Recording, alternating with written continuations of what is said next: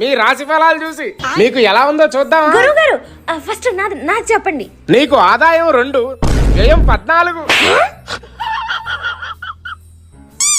పోయినసారి ఆదాయం 14, వ్యయం 0 ఉంది కదండి. అప్పుడంటే అధికారంలో ఉన్నావు. ఆడుదాం ఆంధ్రలో 400 కోట్లు, లడ్డు కల్తీలో 100 కోట్లు, దర్శనం టికెట్లో 100 కోట్లు.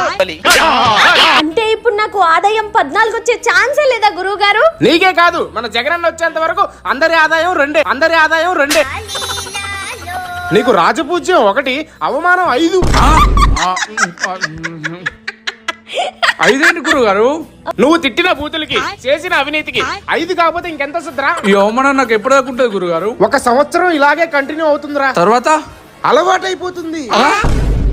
ఏమయ్యా రాంబో, నీదే రాశి? సుకన్య రాశి. సుకన్య ఏంట్రా? కన్య. ఆదాయం 14, వ్యయం 2 ఉందేంట్రా? అధికారం ఉన్నా లేకపోయినా మనకు వస్తానే ఉంటాయి. గురుగారు, ఒకసారి మా అన్న ఒకసారి మా చూస్తారా? జగనన్న పంచాంగం చూడరా. జగనన్న పంచాంగమా? మంటలు ఆర్పై. అన్న పేరు చెప్పగానే పంచాంగం కాలిపోయింది ఏంట్రా? అన్న వచ్చిన తర్వాత రాష్ట్రమే కాలిపోయింది. ఈ పంచాంగం ఎంత?